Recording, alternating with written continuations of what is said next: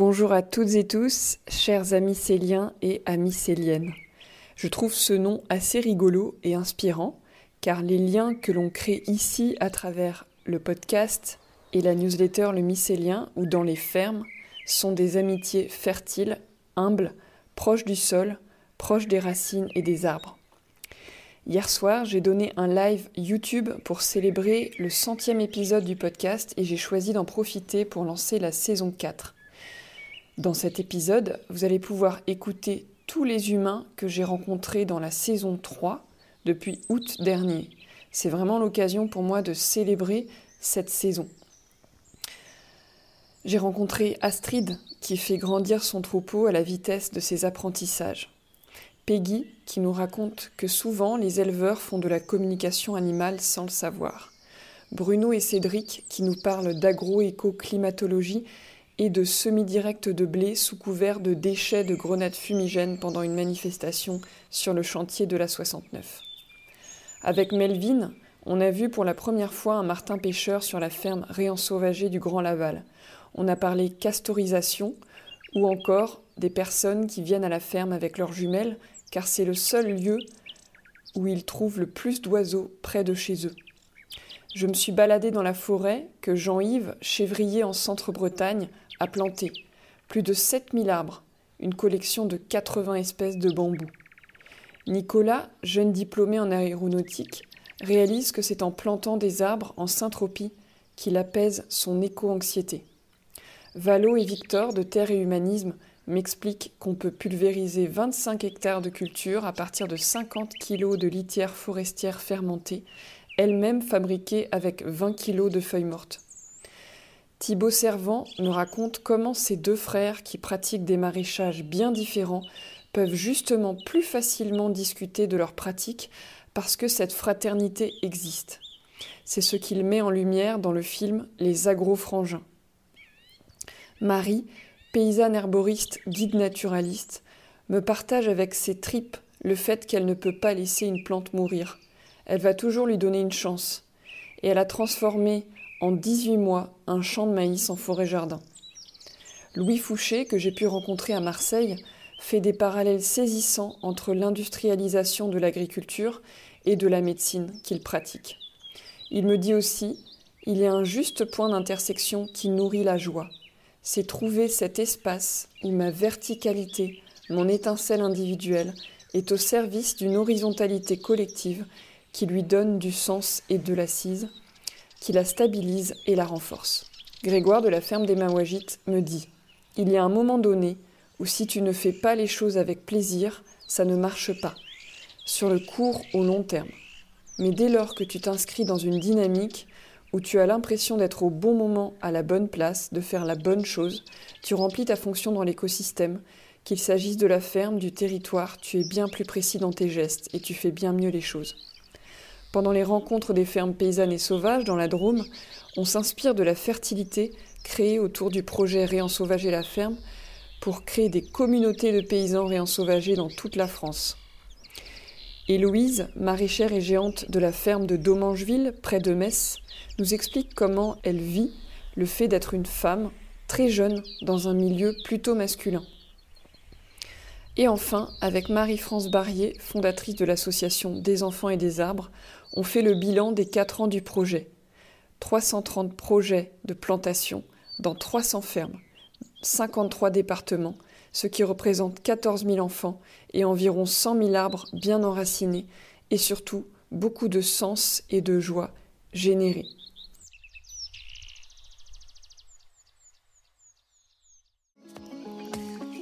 J'ai plus ce besoin d'aller me nourrir tellement ailleurs, parce que je me sens tellement reliée ici, et que je n'ai même plus peur. C'est-à-dire qu'on parlait de la mort, on parlait de perdre quelqu'un, de perdre un amour, ou d'avoir un changement brutal dans sa vie. Et ben, ce lien si fort fait que l'écosystème se réorganise, moi y compris. C'est-à-dire que l'amour, justement, puisque l'amour est multiplié par ce vivant intense autour, que ouais, les choses sont... Il y a quelque chose de pas de la sécurité, parce que c'est pas tellement le mot, mais en tout cas d'une sorte de Résilience et puis d'assurance aussi. Ce nomadisme, moi j'adore parce que je disais qu'aujourd'hui je ne bouge plus, donc je voyage dans mon propre paysage. Donc les vaches me font découvrir par les chemins qu'elles ouvrent, le pistage, on parlait de pistage hier avec Baptiste Morisot, mais je suis leur trace. Donc je suis amenée, moi, à voyager dans ces milieux qu'elles ouvrent, que je découvre, comme elles le découvrent, mais on découvre en même temps, mais elles m'ouvrent la voie. Qu'est-ce qu'on entend par communication animale en fait? Ça c'est important. Parce que les éleveurs ne se rendent pas compte qu'au fond, ils communiquent déjà. On va par exemple se rapprocher d'un cheval ou d'une vache et puis sentir une douleur au niveau du ventre. Et je trouve que la plupart des éleveurs ont suffisamment de discernement pour savoir si finalement cette douleur va leur appartenir ou si ça appartient à la vache. Et peut-être sans en avoir conscience, ils vont se dire « Ah tiens, ma vache aujourd'hui elle n'est pas bien, elle a mal au ventre ».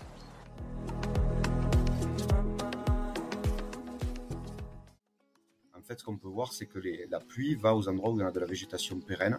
Et tout ça, c'est assez logique. Donc, végétation pérenne, c'est les arbres et les prairies, puisqu'on a des plantes qui ont des systèmes racinaires très profonds et qui peuvent ne pas tomber en panne d'eau et continuer à générer des points froids qui vont permettre de capter la pluie. À Carcassonne, ils ont broyé côte-côte 4 moissonneuses. Au bout de 48 heures, ils ont vu un orage noir qui est sorti de la montagne noire et qui leur a foncé droit dessus. Ils ont pris 40 mm. Et moi, j'étais sur mon PC le soir parce que je m'intéresse beaucoup à où tombe la pluie. Et je disais, ils ont dû démarrer les moissons à Carcassonne.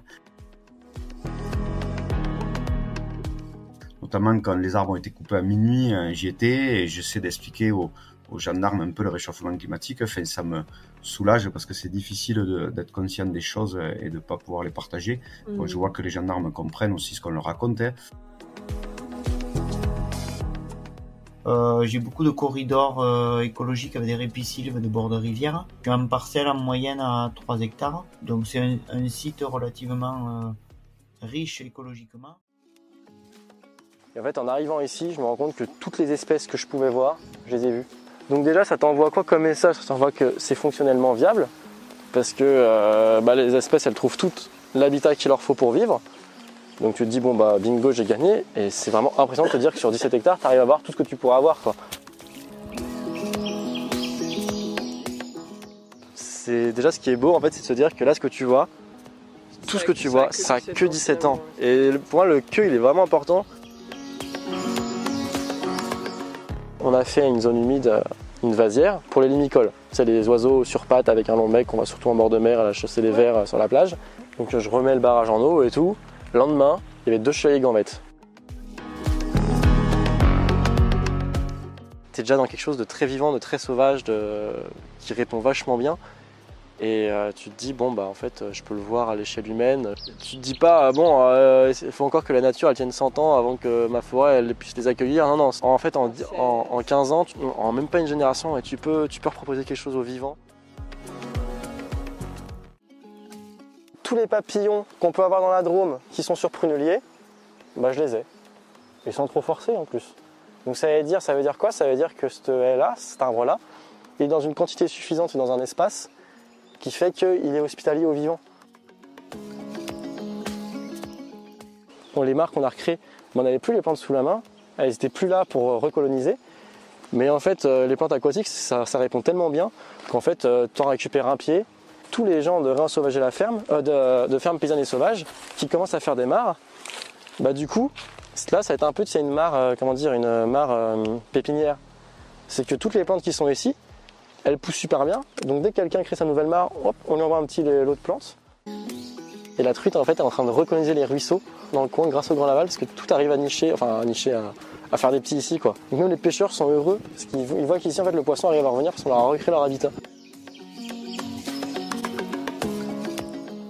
En fait le castor, quand il faisait ses barrages, c'était parce qu'en fait il modifie l'habitat pour avoir suffisamment d'eau pour être à l'abri. Comme il est amphibie, tu vois, quand il est dans ces petites bassines là, de 40 cm de profondeur, il n'y a personne qui peut aller l'attaquer. Puisqu'il est dans la flotte, c'est la seule grosse bébête qui patauge dans l'eau. Le loup, il ne peut pas aller l'attaquer, personne ne peut aller l'embêter. En fait, en refaisant monter la rivière, donc il la remet à niveau, donc il réhydrate la terre autour. En faisant ça, du coup, l'eau, elle est ralentie à des endroits. Donc ça, tu vois, sur le côté, ça va faire des endroits où ça va toujours être rapide. Donc on n'a pas perdu cet habitat-là, mais on en a créé des nouveaux. Les gens, ils viennent même maintenant se balader avec des jumelles. T'as tous les ornithos de la Drôme l'hiver qui viennent ici, parce que c'est le seul coin où t'as des oiseaux hivernants. Dans la plaine de Valence, c'est ici. Enfin, une ferme a suscité un engouement. Mais les gens, juste, ils font le tour de la ferme là. Ils sont extrêmement heureux. Et les gens, tu vois, leur balade du week-end, c'est de venir faire le tour de la ferme. Qu'est-ce qui biologiquement fait qu'on peut continuer à tirer du lait d'une chèvre et que ça s'arrête pas? Maintenant, j'aurais vraiment tendance à renverser la question et à dire qu'est-ce qui nous oblige à faire des petits tous les ans pour avoir du lait, puisque ce n'est pas une nécessité. Le point culminant de cette réflexion-là, c'est quand je me suis aperçu que je gagnais le SMIC avec 15 chèvres en lactation, alors que des énormes paysans avec plein d'investissements arrivaient à gagner le SMIC parce qu'ils touchaient des aides, des primes PAC, alors que moi j'en demandais pas.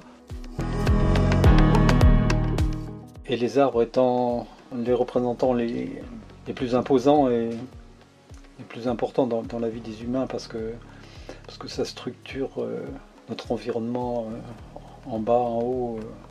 C'est à la fois, disons qu'on passe d'une vie en 2 dimensions à une vie en 3 dimensions avec les arbres.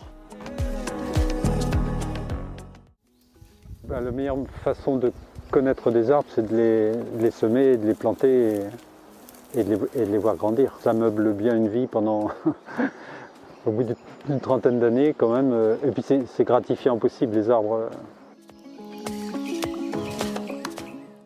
Le problème chez les humains, c'est qu'on est tous à bosser dans des usines ou à faire un travail qui s'efface le lendemain ou qui va s'effacer rapidement à un moment ou à un autre, qui fait qu'on n'a jamais le cumul de ce qu'on a fait. On ne voit pas le travail, une construction de quelque chose. Alors qu'avec les arbres, c'est absolument l'opposé, parce que non seulement tous les arbres qu'on plante, a priori, s'en occupent bien, vont devenir des arbres, mais en plus, ils sont autonomes. C'est-à-dire que le gland qu'on a mis qui fait 3 grammes, 30 ans après, c'est un arbre qui fait 300 kilos, quoi. Moi, quand j'ai choisi cette école, j'avais un rêve qui était d'être astronaute. Bah ouais, c'est l'école qu'a fait Thomas Pesquet, et moi j'ai envie de faire pareil, et voilà, je vais faire ça. Et puis voilà, j'ai été biberonné, en fait, je me suis rendu compte a posteriori, j'ai des jouets partout, de vaisseaux spatiaux, je suis hyper amateur Star Wars, d'hélicoptères, voilà. Et en fait, je suis arrivé dans cette école, et ça m'a dégagé beaucoup de temps libre après 3 ans de prépa. Et au bout de 6 mois, je me suis beaucoup renseigné, j'ai rencontré plein de personnes, et je me suis pris la bonne grosse claque du constat de la crise écologique et même de l'effondrement. Et du coup, j'ai déconstruit ce rêve-là assez vite, en fait. Et j'en suis si heureux. Mais là, cette semaine, c'est un endroit où ça me fait beaucoup de bien aussi, de juste pratiquer, de planter les arbres vraiment, quoi. De planter toutes ces petites plantes et de voir le design, de le dessiner au fur et à mesure sur un carnet, d'y revenir le lendemain, et de comprendre que tu n'avais pas compris ce que tu croyais avoir compris le jour d'avant et tout. Et du coup, ça vient par les mains aussi beaucoup. Okay. Et ça vient intégrer un peu tout ça à différents niveaux. Et moi, je crois vachement à ça, quoi. Corps, cœur, tête, corps, cœur, esprit. Je sors d'une école qui s'appelle l'ISAE Sup Aéro à Toulouse, et qui est du coup une école qui se veut généraliste, mais qui est quand même très orientée aérospatiale, au sens qu'il y a 70-80% des gens qui sortent de cette école qui bossent dans l'aéronautique ou le spatial, que ce soit opérer des satellites, construire des avions ou lancer des missiles. En plus, c'était un peu une galère au niveau administratif, mais je propose le sujet de l'agroforesterie, et ils me disent non, en fait, on n'a pas de personne pour t'accompagner sur ce projet-là. Donc j'ai dû trouver un référent externe, un formateur qui m'accompagne en permaculture, qui m'accompagne sur ce truc-là. Du coup, j'ai fait un mémoire de recherche. Moi, je pense que l'avenir est dans les bocages et dans l'agroforesterie. Le jour où on aura mis beaucoup de végétation partout, ce sera la microfaune, tous les petits insectes à pattes qui vont permettre la dissémination de bactéries et de champignons un petit peu partout. Mais comme là, on est dans des endroits vraiment nus, dévastés avec les sols abîmés, nous avons besoin d'aller rechercher de la vie dans la forêt pour les remettre dans ces champs malmenés.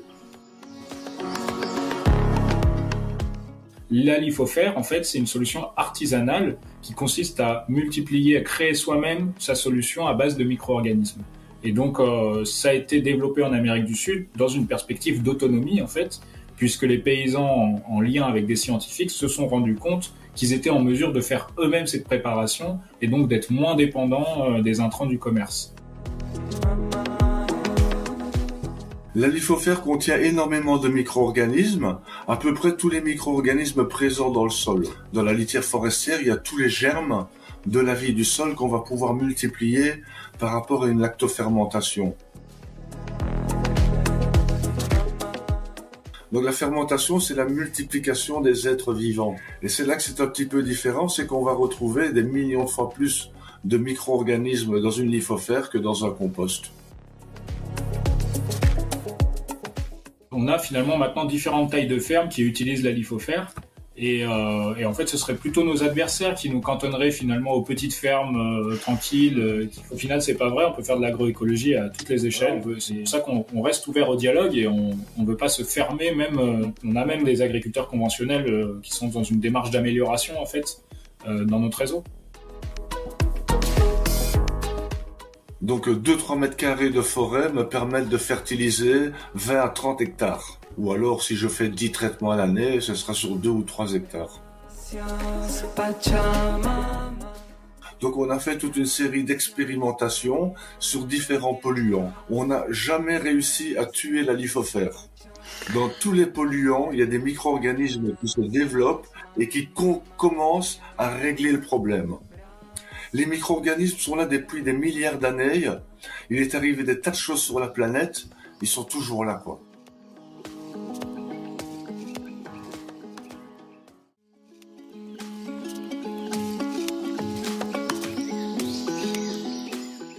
Le fait d'avoir fait ce film, pour moi, c'est un prétexte, c'est une connexion à la Terre. C'est une façon d'entretenir ou de me reconnecter à la Terre. Par l'intermédiaire de mes frangins, par la curiosité que j'ai pu avoir de ce qui les a amenés, eux, à faire ce choix du travail quotidien de la Terre, et donc de m'exposer à un univers qui est somme toute assez nouveau pour moi.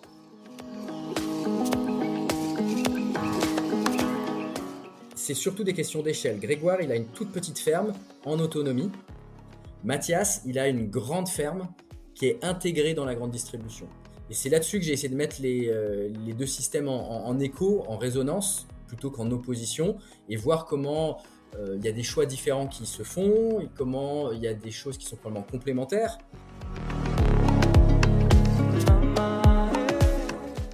Grégoire, sa vision, c'est dit dans la bande-annonce, c'est que toutes ces pratiques du quotidien, mais ces pratiques, c'est même ces pratiques personnelles, sociales, tendent vers plus de syntropie. Il vise faire de l'agriculture syntropique, donc toujours plus de complexité et d'interaction du vivant, 1 + 1 = 3 pour le faire très simple. J'avais pas du tout l'ambition initiale ou l'obsession de faire un film familial, de faire un film intime. Ça s'est imposé puisqu'à partir du moment où j'avais ces 2 frangins qui se posaient dans leur ferme et que je décide d'aller faire ce film, j'allais pas passer sous silence le fait que c'est mes frères.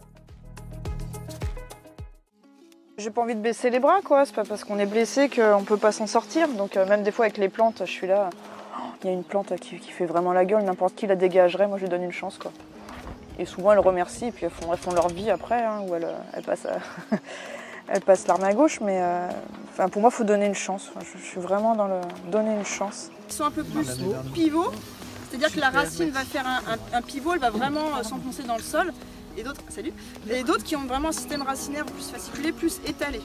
Je voulais faire une espèce d'arche de Noé, je voulais laisser personne, quoi, parce que le gazon c'est un désert. Pour moi c'était terrible. J'en ai fait des nuits blanches, de savoir que toutes mes salamandres, mes orvets, mes hérissons, qu'est-ce que j'allais en faire. J'ai fait au fur et à mesure, j'ai commencé à sortir les plantes, des pots. C'est vrai qu'on a fait le travail de gros, donc sortir les arbres, les fruitiers au mois de février. Merci les amis, ça a été possible parce que ça a été du travail de groupe. Et puis après, on s'est rendu compte au printemps que quand je sortais une plante, dans le cratère de terre un peu bouleversé d'où tu sauvais la plante, tu revenais 3-4 jours après, il y avait 5-6 plantes qui étaient ressorties. C'est-à-dire que ce jardin était tellement puissant et tellement productif que la terre nue, c'était quelque chose de... Tu sentais bien que c'était impossible, hein. Toutes les graines qui étaient en dormance, tu avais 5-6 plantes qui ressortaient dans la foulée. Alors je choisis parce que ce sera mon arbre. Voilà, super. Donc, je cherche l'osmose entre mon arbre et moi. La matière organique, elle disparaît aussi, c'est compliqué. Nous ici, on a quand même pas mal de chance. Parce que vous voyez, on arrive à faire un boudin. Puis ni trop... après ? Ouais, avec des pots. Tu veux le manger? Comment tu vas planter des arbres? Chaque personne, en fait, a connu une trogne dans sa vie. Et c'est souvent les enfants, les petits-enfants qui ont des souvenirs incroyables de leurs parents ou de leurs grands-parents. Donc là, des fois, on peut remonter sur les générations qui ont connu avant le remembrement et qui ont des attachements à ces arbres. Une mine d'or de connaissances à aller chercher en collectage, en témoignage, sur la langue aussi, comme on les appelait. Enfin, ceux qui s'en sortiront, c'est ceux qui feront ce genre de pratique. Ça, j'en démords pas, là, j'affirme. Là. Et tu vas en planter d'ailleurs. Ah bah il y en a déjà plein, on a refait donc sur ce champ post-apocalyptique de maïs, c'est la première chose qu'on a faite, c'est de remettre 4 haies. On a fait des trognes par la force des choses, parce que comme on les a sortis de mon terrain, on a un peu coupé les racines, donc tu coupes le houppier, tu rétrécis pour donner une chance à l'arbre. Ils sont tous repartis. Petite âne violette. Bah si tu veux, je vais en préparer là, j'ai préparé une petite eau de mouve en rentrant à la maison. Ok. Et comment t'imagines ce lieu dans 20 ans? Si je suis encore là, j'espère voir des chemins. Des chemins qui permettent de serpenter sur c'est une petite parcelle, hein, ça n'est que 1,4 hectare, hein, mais d'aller au cœur de la parcelle, découvrir toute la mosaïque d'écosystèmes qu'il va y avoir, quoi. Et déambuler à l'ombre. J'ai vraiment hâte de voir comment la biodiversité va se réapproprier ce champ. Et puis comment les humains aussi vont s'approprier ce champ, tout ce qu'on va pouvoir faire comme formation, le greffage, la taille, les plantations. Cette biodiversité qui revient super vite là au niveau des oiseaux, ça m'émerveille vraiment de voir avec quelle rapidité la nature se réapproprie un endroit. Enfin il y a encore moins d'1 an, c'était un champ de maïs, quoi. Monoculture de maïs, un sol qui était à nu. Donc moi c'est ça qui m'émerveille, c'est de voir cette capacité. Ça donne de l'espoir en fait, quoi. Si on laisse juste la place à la biodiversité, si on se fait petit et qu'on laisse la place aux autres êtres vivants, wow, ça va super vite. Donc qu'est-ce qu'une trogne? C'est un arbre qui va être taillé dès son plus jeune âge, donc on va dire 9-10 ans, ça dépend des essences. Toutes les essences d'arbres peuvent être conduites en trogne et on va les téter. Si on le fait en fait dès le plus jeune âge et que on entretient cette façon de tailler tout au long de sa vie, l'arbre ne va pas souffrir. Voilà. Et même les arbres qui sont conduits en trogne vivent plus longtemps que leurs congénères sauvages qui sont en forme libre. Alors le problème actuel de ces arbres, c'est que toute leur vie ils ont été conduits en trogne, donc tous les 10 ans, tac tac tac tac, et puis là ils sont à l'abandon. Donc en fait, ils ne sont pas faits pour supporter une ramure aussi grande et ça les fragilise. Plus le réchauffement climatique, la sécheresse, c'est des arbres qui sont à l'abandon et est-ce qu'on peut les raccourcir? Ça demande un travail d'élagage très précis, c'est-à-dire qu'il faudrait raccourcir le houppier, donc la partie aérienne, petit à petit. Donc autant dire que bon, des fois les paysans ils s'embêtent pas, hein, ils coupent tout d'un coup et souvent l'arbre ne survit pas. Cette plante qui est là est un symptôme de quel est le terrain, qu'est-ce que c'est ma terre? Est-ce qu'elle est plutôt sableuse, plutôt argileuse, plutôt je sais pas quoi? Est-ce qu'elle est plutôt exposée, pas exposée, en plein vent? Est-ce qu'elle est ravagée de quelque chose? Est-ce qu'il y a de la vie dedans? Est-ce qu'il y a encore des carapes, des cloportes et des vers de terre? Ou est-ce qu'elle est atone et il n'y a plus rien? Et la plante elle-même sort ce qu'elle peut sortir pour régénérer. Si tu la fauches et que tu la mets au sol, en fait elle sort des choses que ne peuvent sortir aucune plante de ce sol pour reconstituer un sol. C'est pareil dans la maladie, on pourrait se poser la question à quel point le symptôme est là pour nous dire quelque chose et essayer de faire sortir quelque chose qui était nécessaire de faire sortir. Tu vois, dans une vision holistique de la santé, quelqu'un qui a aucun symptôme, qui est jamais malade, c'est pas bon signe. Et de l'autre côté, maintenant, c'est à nous d'aller faire contrepoint. Et ce contrepoint, il ne sera pas de faire une multinationale de l'agroécologie et d'arriver à concurrencer les énormes multinationales. Non, c'est plutôt un foisonnement de plein d'initiatives intimes, discrètes, qui font pas énormément de bruit, qui avant de parler, qui font pas blabla avant d'avoir fait, qui font avant de parler. C'est l'idée de l'autonomie. Étymologiquement, ça vient de auto, moi-même, hein, et nomoi, c'est les règles, les lois dans la Grèce antique. Et donc je me donne à moi-même mes propres règles. Je ne les subis pas de l'extérieur. Dans ce cas-là, je serais hétéronome. Si jamais c'est la PAC qui décide ce que je cultive, je suis hétéronome. Et donc on est en phase d'effondrement accéléré de nos structures institutionnelles. Et là, il y a un deuil, parce que les structures institutionnelles, c'est ça qui nous tient ensemble. C'est ça qui tient la société ensemble. Et donc c'est très douloureux, c'est très anxiogène. Il y a beaucoup de gens qui vont se cramponner à ces structures comme s'ils étaient dans un bateau qui était en train de se fracasser sur les rochers. Et ben ils se cramponnent aux vieux morceaux de mât qui ne tiennent plus à rien parce que ils tiennent encore quelque chose, quoi. Mais ils sont en train de couler. Il y a un moment donné où quand tu fais pas les choses avec plaisir, ça marche pas, quoi. Sur le court terme ou sur le long terme. Mais dès lors que tu t'inscris dans une dynamique où tu as l'impression d'être au bon moment à la bonne place, de faire la bonne chose, tu remplis ta fonction dans l'écosystème, que ce soit au niveau du territoire, au niveau de la ferme en elle-même, au niveau de la production, et ben tu es beaucoup plus précis en fait dans tes gestes. Et tu fais bien mieux les choses en fait.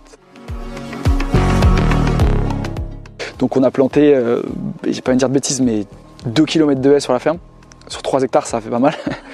Plus on a tout redécoupé en haies fruitières au milieu, plus toutes les parcelles en agriculture syntropique, où là il y a une ligne d'arbres tous les 2,50 m ou 5 mètres. Depuis qu'on s'est installé, on voit beaucoup plus d'oiseaux, on voit beaucoup d'amphibiens, de reptiles, des hérissons, des serpents aussi. Ça te rend autant heureux de voir un serpent que d'une petite mamie qui te dit que tes tomates c'est les meilleures du marché, quoi. C'est le même petit truc qui te fait, ton petit cœur il fait miaou. Cette envie-là, quoi, ce qui nous porte, c'est créer un lieu de vie, de lien et de réconciliation. Et je pense que c'est au fur et à mesure en fait, de prendre le temps vraiment de plus être dans l'observation que d'être dans le faire, surtout que moi je suis plutôt dans le faire. Du coup après l'intégration se fait naturellement, en fait j'ai l'impression de faire partie de la prairie et que j'ai été accepté sur la prairie. Et on a créé donc notre petit réseau. En fait, c'est toujours des gens qui sont paysans, paysannes, qui sont souvent bio, mais qui n'ont pas l'étiquette naturaliste et qui ont besoin de billes et d'outils. La robustesse et la vie de la ferme, elle n'allait pas être améliorée par le fait de repousser la vie non productive le plus loin possible de l'exploitation, mais par le fait au contraire de l'aviver et de lui donner la plus grande vitalité possible sur la ferme elle-même. Plein de choses, et en fait ce qu'on a surtout fait et qui va à l'encontre du besoin de l'être humain de maîtriser son environnement et de le contrôler, on a laissé des grands endroits dans la ferme où on n'a rien fait, quoi. C'est-à-dire qu'on a laissé pousser les herbes, ce qui fait qu'en plein été, les herbes, elles font parfois, pour peu qu'il y ait eu un peu d'eau, 1,50 m de haut. On ne voit pas ce qui se passe de l'autre côté, ce qui est parfois un peu insécurisant. Je me souviens de cette phrase, on s'était dit, si on pousse le curseur, ça s'arrête tout, le vivant. À un moment, qui va venir, quoi. Et donc, on s'est dit, ok, là, on va essayer de se donner un cadre. On s'est dit, alors si on met maintenant une mare, c'est cool, si on en met une à l'hectare, ça veut dire on met 20 mares. Qu'est-ce qui va se passer ? Est-ce qu'on peut le faire ? Comment est-ce qu'on le fait ? On organise déjà des visites mensuelles de ferme. Ça, c'est un peu la base de l'asso. On se retrouve une fois par mois sur une des fermes du réseau. C'est des visites qui sont très informelles. Le paysan, en gros, l'organise un peu comme il le veut. Ça peut être les week-ends, ça peut être en semaine. On s'assure tout le temps qu'il y ait des naturalistes qui soient présents lors de ces visites. Je me suis dit, j'ai moyen de m'installer et de faire de la préservation de la nature et de lier les deux en fait. Les deux choses qui me font vibrer depuis que je suis enfant, la préservation de la nature et l'agriculture, en fait, ça marche ensemble. Mais de faire des fermes, des lieux d'observation classiques et où les naturalistes se sentent aussi les bienvenus et où ils peuvent apprendre beaucoup du monde paysan, parce que c'est vraiment dans les deux sens que ça fonctionne. Ça serait génial, mais souvent ce qui manque, c'est l'outil qui peut aussi faire l'intermède. En fait, ce que je trouve chouette, c'est quand on fait du tracteur. En fait, on fait des allers-retours avec une grosse machine qui fait plein de bruit. Et là j'avais le gros avec une cabine et tout ça. Les oiseaux, ils n'ont pas peur du tracteur. et on les voit jamais d'aussi près que sur un tracteur. Et donc ils sont des fois juste devant la grosse roue, juste à côté, je passe à côté. Et ils bougent pas en fait parce qu'ils viennent, quand là j'étais en train de labourer, et donc ils viennent manger les vers de terre, tout ce que j'embête dans le sol. Et on adore ce moment, c'est quand on va leur montrer ces vidéos, parce qu'ils sont très loin d'imaginer ce qui circule chez eux de jour, mais surtout de nuit. Parce que voilà, ils n'imaginent pas qu'il y a autant de blaireaux et autres. Bon là c'est de jour, mais et en fait vous voyez la qualité des images, donc ils rentrent dans le sensible en fait, dans l'émotion, et ça c'est important pour nous. Et puis c'est aussi une étape intermédiaire parce qu'on va continuer à les accompagner s'ils le souhaitent sur d'autres aménagements. Ce que j'ai jamais compris, les 15 ans où il a fait de l'élevage, il était tout seul, alors qu'il y avait du boulot pour au moins 3 personnes. Et en fait, il a jamais pris de salariés parce que pour lui, les gens qui prenaient des salariés, c'était que les grosses boîtes. Parce que quand t'as jamais embauché quelqu'un, tu te dis, mais genre moi je vais pas embaucher quelqu'un, tu vois. Et en fait, pendant 15 ans, il a bossé seul. Il faisait, tu vois, il nourrissait les animaux, il les emmenait à l'abattoir, il faisait tout dans le labo, il faisait la vente, les livraisons. Enfin, en fait, il bossait. Quand j'étais petite, mon père, je le voyais pas beaucoup, quoi. On commence à 6h pile, tu vois, je suis jamais en retard. On finit à 13h en ce moment, on finit à 13h, point. Après, c'est sûr, l'après, je fais encore des trucs, mais c'est vachement plus structuré, vachement mieux organisé, et du coup, on est vachement plus efficace. On est vachement moins fatigué, et le fait d'être à beaucoup. Ce qui est hyper important, enfin, moi, ce que je veux pas du tout changer ici, c'est qu'on fait tout en équipe. Mais je pense que oui, c'est plus dur de se faire une place, parce qu'au début, t'es pas du tout pris au sérieux, alors que... Donc au début, les gens, ils étaient là, mais qu'est-ce qu'elle veut, celle-là ? Et du coup, c'était aussi de ça, de faire mes preuves que non, c'est possible, et de montrer aux gens qui ont envie de se lancer aussi que on peut être une femme et se lancer là-dedans. Enfin, genre maintenant, le maraîchage, on a tellement d'outils, et on peut prévoir notre saison hyper bien, enfin, planifier tout ce qu'il faut, et réussir. C'est physique, oui, bien sûr. Mais tu peux être une femme et faire du maraîchage sans problème. Enfin, il n'y a aucun souci. Sans te casser le dos. Non, mais il n'y a aucun problème. Alors, moi, je vais chez le kiné toutes les semaines pour prévoir le truc, mais j'ai aucun problème. Ça fait 10 ans que je fais ça, j'ai aucun problème de santé, quoi, tu vois. Dans des arbres, à un moment, je relayais cette étude qui disait qu'il faudrait planter 25 000 km de haies par an d'ici 2050, que les acteurs sur le terrain en parvenaient à en planter 3 000 ou 4 000 par an. Maintenant, on sait depuis avril dernier que ce n'est pas 11 000, mais c'est 23 000 km de haies qui continuent d'être arrachés ou qui dépérissent par an. Je me suis dit, je ne peux pas m'arrêter à juste passer cette info à des gens assis sur leur canapé et leur dire, bah, ça y est les gars, j'ai fait mon boulot, je vous ai transmis l'info, maintenant à vous de jouer. Et on voit au milieu de l'horizon ces quelques alignements d'arbres qu'il a posés de façon ultra résistante. Et donc c'est magnifique ça d'accompagner un agriculteur qui est un peu seul, se lance sur... C'est un pionnier oui, et vraiment, agriculture de conservation, agroforesterie au cœur de la Beauce. Et donc là, c'est vraiment toute notre place de dire, en fait, c'est tellement courageux, c'est tellement puissant, en fait, de se lancer seul sur ton territoire, sur des dynamiques comme ça, que nous, on est très heureux de dire qu'on est avec toi et qu'on te soutient et que tu portes... des valeurs qui nous importent très fort. Moi, ce qui m'importe, c'est nourrir l'humain et l'aider à se réenraciner et à se sentir intégré au cœur d'un écosystème naturel et humain.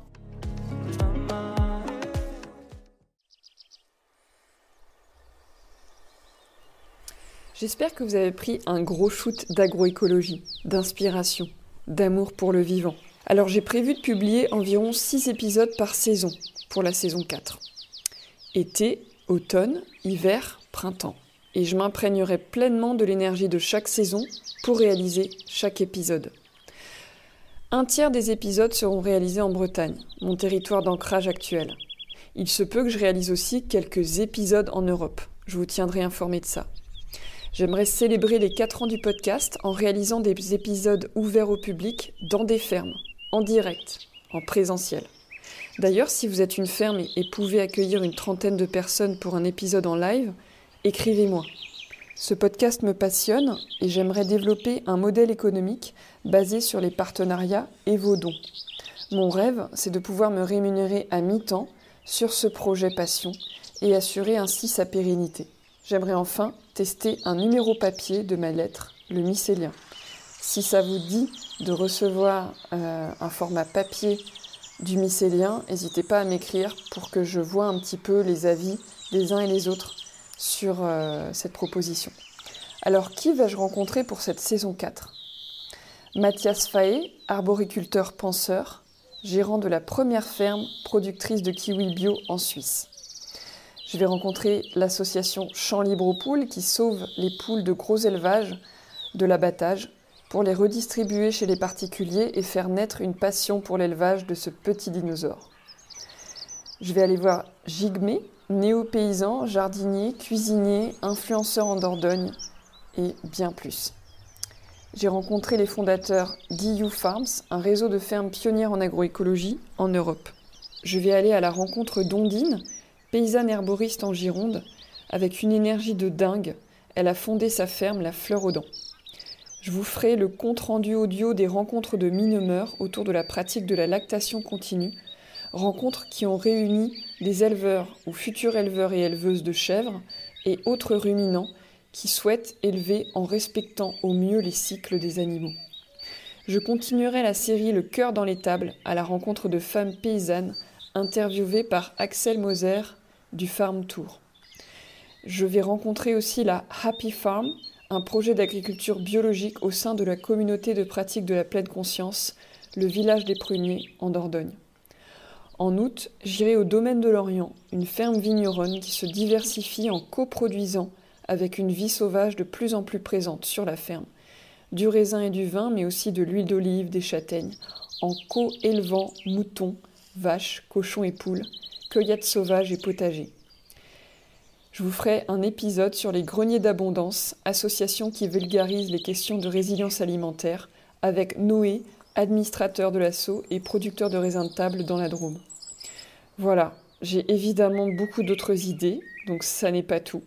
J'en profite pour remercier Mose qui me prête sa musique, qui nous transporte et nous humuse, ainsi que toutes les personnes qui me soutiennent par leurs dons sur Tipeee.